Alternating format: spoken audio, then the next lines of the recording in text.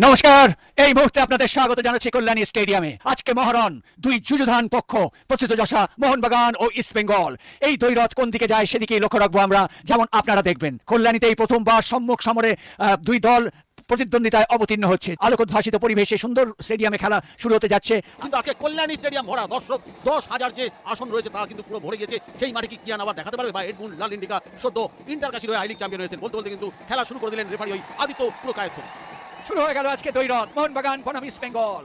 Edmund एक बार फिर वहां पर बाएं छोर से आक्रमण करने की कोशिश ईस्ट बंगाल की, विक्रम, लेकिन गोलकीपर अपनी जगह पर सतर्क थे।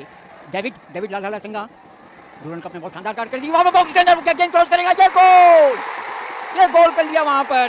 গোল, প্রথম গোল পেয়ে গেল ইস্ট বেঙ্গল। সম্মিলিত আক্রমণের ফাঁকে জেসিন টিকে তিনি গোল করলেন, আর ইস্ট বেঙ্গল এগিয়ে গেল 1-0 গোলে।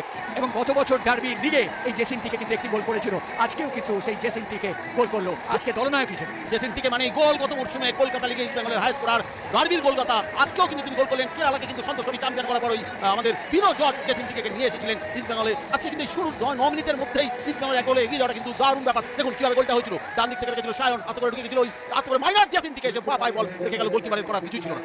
बैक पास क्या वो दूर से शॉट लेंगे, कोशिश जरूर की थी वहां पर ईस्ट बंगाल के खिलाड़ी ने, लेकिन गोलकीपर ने वहां पे एंगल नैरो किया।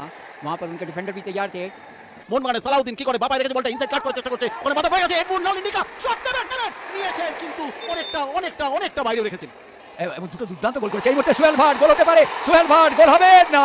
দেবজিতের ক্ষিপ্রতা, এবার গোল না, এবারও কিন্তু কিয়ান নাসিরির শট পোস্টে লেগে ফিরে হলো। সত্যি মোহনবাগানের ভাগ্য খারাপ, তা নাহলে সোহেল ভাটের মতো গোলরক্ষক, এবং তাকে কিন্তু দেবজিৎ ঘোষ দুর্দান্তভাবে আটকে দিয়েছিলেন। ফিরতি বলে কিয়ান নাসিরির শট পোস্টে লেগে ফিরে আসে। একদম ভুলটা কিন্তু হয়েছিল, কিন্তু ওই সোহেল ভাটের কারণে স্ট্রোকটা নিয়েছিল, আমরা একসাথে প্লেতে দেখবো। তাতে কিন্তু বলটা কিন্তু অনেকটা বেরিয়ে গেছিল, যার ফলে দেবজিতের নিতে কোনো একটা অসুবিধা হয়নি। কিন্তু কিয়ান নাসিরি এসে রিবাউন্ড বলে সেকেন্ড বলে যেভাবে শটটা নিয়েছিলেন, তা যেভাবে পোস্টে লেগে ফিরে এলো, এটাকে দুর্ভাগ্য ছাড়া আর কিছু বলে না। এবং জেসিন চলে যাওয়ার পর সেই আক্রমণ একটু যেন ব্যাহত হয়েছে। এদিকে মাথার উত্তেজনা ঠিক রাখতে হবে, উত্তেজনায় মাথা গরম করলে চলবে না। আক্রমণের রোলার চালিয়েছিল, সেটা কিন্তু ওই জেসিন টিকে বাইরে চলে যেতে সেটা একটা প্রতিহত হয়েছে। বলতো আক্রমণ ঢুকে পড়েছিল ডেভিড, বক্সের মধ্যে ঢুকে পড়েছিল। যদি কভার করতে পারতো শরীরটাকে, তাহলে কিন্তু সুযোগ হতো। তিনি মাঠে পড়ে গিয়েছেন। দীপেন্দুর সঙ্গে একটা কিছু ঝামেলা হচ্ছে এডমুন্ডের, দীপেন্দু আর কিছু বোঝানোর চেষ্টা করছেন। রেফারি অবশ্য খেলা থামাননি, খেলা ওখানে পড়ে রয়েছে ডেভিড। আর দীপেন্দুর সঙ্গে প্রভাত লাকড়া অধিনায়ক একটা বাগ বিদণ্ডায় জড়িয়েছেন। বিলাল আহমেদের পায় বল, ওখানে দীপপ্রভাত ঘোষ সম্ভবত বাদিকে রাখবেন। কি পাস করলেন, গোলের সুযোগ আছে ইস্ট বেঙ্গলের, ঢুকে পড়েছে। একটা ভুল পাস কিন্তু গোলের সম্ভাবনা,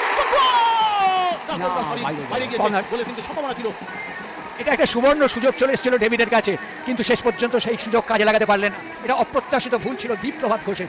দেখা যায় বড্ড কাল বিলম্ব হয়ে যাচ্ছে দীপেন্দু, যার ফলে পাল্টা আক্রমণে চলে যাচ্ছে ইস্ট বেঙ্গল। দুরন্ত গতিতে এগিয়ে যাচ্ছেন এডমুন্ড, সেখান থেকে সায়ন ব্যানার্জি, দ্বিতীয় বলের অপেক্ষা। সায়ন ব্যানার্জি অনবদ্য হেলায় হারিয়ে গোল করলেন। সত্যি একটা দলগত ফুটবলের পরিণতি কি হয় তা দেখালেন, এবং সায়ন আজকে অনবদ্য। এটাই তো বড় প্লেয়ারের গুণ। যখন বলটা এডমুন্ড বাড়ালো, আগুয়ান ওভারল্যাপে আসা সায়ন ব্যানার্জি উইঙ্গার থেকে আসছিল, সায়ন কিন্তু ওখানে কিন্তু প্রেস করতে পারতো। গোলকিপার যখন এগিয়ে এসেছে, গোলকিপারের দীপপ্রভাত ঘোষ দেখুন ঠান্ডা মাথাটা ডার্বি ম্যাচে এরকম ফুল ব্রেন মনে হলো, মাথায় আইস প্যাক রেখে দিয়েছে। ওকে গোলে শট মারার ভঙ্গি করে ইনসাইড কাট করে ফেলে দিল। দীপপ্রভাত কি ভেবেছিল যে সায়ন ওখান থেকে প্লেস করবে? দেখুন প্লেস করার ভঙ্গি করে আবার আমরা নিশ্চয়ই একসাথে প্লেতে দেখবো। একটা প্লেস করার ভঙ্গি করে আস্তে করে ডান পায়ে ইনসাইড কাট করলো। তবে টংসিং এর খুব ছোট ছোট কাজ আছে, সেখান থেকে বল দিয়েছেন, ওখানে শেরপা থেকে বল পেয়ে শট নিয়েছেন, কিন্তু সরাসরি গোলরক্ষকের কাছে শটটি নিয়েছিলেন করণ রায় শট। একটা চেষ্টা করেছেন হাফ টানে ঘুরে গিয়ে, যদি একসাথে প্লেতে দেখা যায় আরেকবার বলটা পিছন করে ধরেছিলেন গোলের দিকে, একটা হাফ টানে নিয়ে কিন্তু একটা শট মেরে দিয়েছিলেন। দেখুন কর্নার দিয়েছেন, তোলা হয়েছে কর্নার, লম্বা বিপদ হতে পারে। সেকেন্ড বল শট এবং গোল মোহনবাগানের জন্য। মোহনবাগানের হয়ে গোল করলেন লিওয়ান কাস্তানা। সুতরাং ম্যাচ জমে গেল, ডার্বি কিন্তু রোমাঞ্চকর হয়ে উঠলো, এবং এই মুহূর্তে কাস্তানার গোলে এক গোল শোধ করলো মোহনবাগান। এটাই হয়, দেখুন কিভাবে কর্নার হয়েছিল, কর্নার হওয়ার পর হেড হয়েছিল, এবং উৎপাতা শিকারীর মতো ছিলেন লিওয়ান কাস্তানা, এবং তিনি বলটিকে পত্রপাঠ গোলের মধ্যে ঢুকিয়ে দিতে কোনো অসুবিধাই বোধ করেননি। যদিও জটলার মধ্যে দিয়ে গোল করা চারটিখানি কথা না। সেট পিসে এটাই তো মজা, সেট পিস থেকে এভাবেই গোল হয়। যে কোনো আধুনিক টিম আজকাল সেট পিসকে এভাবেই কাজে লাগায়। কর্নারটা এলো, দীপেন্দু বিশ্বাস ওভারল্যাপে আসা স্টপার থেকে কর্নারের জন্য এসেছিলেন, আস্তে করে হেডে কিন্তু নামিয়ে দিলেন। যেরকম দু দলের ফুটবল ওঠানামা করে চলছে, সেরকম বলতে আবার গোলের আক্রমণ ইস্ট বেঙ্গলের। বক্সের মধ্যে বিপদ হতে পারে, এখন কিন্তু বিপদ মুক্ত নয় মোহনবাগান। আক্রমণ ইস্ট বেঙ্গলের পেছন দিয়ে, অনেকটা পেছন থেকে এসে কিন্তু ওই তন্ময় দাস একটা শট পেরেছিলেন, গোল লক্ষ্য করে সোহেল বাবা ইনসেপ্ট করে দিয়েছেন, শট নিয়েছেন, ও অল্পের জন্য বাইরে চলে গেল।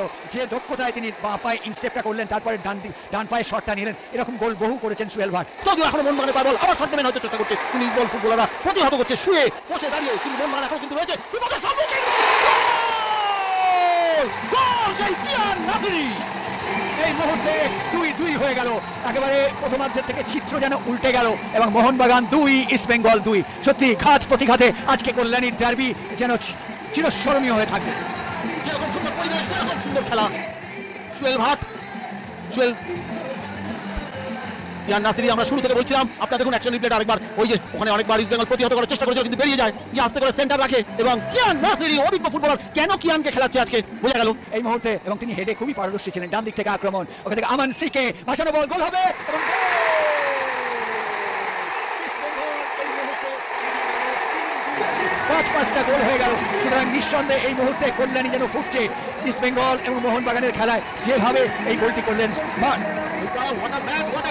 এরকম ডার্বি দেখার জন্যই তো মাইলের পর মাইল বাঙালিরা হেঁটে যেতে পারে। আজকে বিশ্বজুড়ে বাঙালিরা এসেছেন অ্যাপে এই খেলা দেখছেন, প্রতি মুহূর্তে খেলার রং বদলে যাচ্ছে। এই ইস্ট বেঙ্গল এগিয়ে আছে মোহনবাগান, দেখুন অ্যাকশন রিপ্লেতে কিভাবে গোলটা হলো। ডান দিক থেকে ডেভিড গোলটা করেছে। দুটো উইং ভাসিয়ে বক্সে বল আসতো ইস্ট বেঙ্গল আক্রমণে গোলের শুটে এটা কি করলেন ডেভিড? দিনের সহজতম সুযোগ নষ্ট, সহজতম সুযোগ নষ্ট ইস্ট বেঙ্গলের, গোল সংখ্যা বাড়িয়ে নেওয়ার। একেবারে দিনের সহজতম সুযোগ হেলায় হারালেন ডেভিড।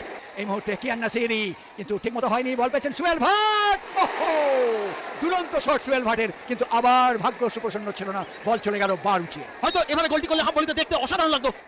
একদম ডাইং মোমেন্টে খেলা চলছে, যে কোনো সময় 7 মিনিট অতিরিক্ত ছিল, সেটাও শেষ হয়ে গেছে। আসলে কিছুক্ষণ আগে খেলা কিছুক্ষণ যেন বন্ধ থাকার জন্য লড়াই চলছিল গোগোচার সঙ্গে। আমান সিকের ফাউল যেভাবে ধাক্কা মারলেন পেছন থেকে, একদম বিধিসম্মত হয়নি, স্বাভাবিক কারণে রেফারি কিন্তু কার্ড দেখেছেন, দুটো হলুদ কার্ডের জন্য লাল কার্ড দেখলো আমান সিকের মাঠের বাইরে। চমৎকার বডি ফেন্ড, সেখান থেকে আক্রমণ মোহনবাগানের কাজের কাজ হবে। বল তুলে দেওয়া হয়েছে, কিন্তু সরাসরি অত্যন্ত আত্মপ্রত্যয়ী গোলরক্ষক দেবজিৎ মজুমদার বলটিকে তালুবন্দী করতে কোনো ভুলচুক করেনি। আর তারই সঙ্গে সঙ্গে কিন্তু লম্বা বাঁশি বেজে গেল আদিত্য পুরকায়স্থর। অর্থাৎ আজকের এই ডার্বিতে ইস্ট বেঙ্গল জয়ী হলো 3-2 গোলে।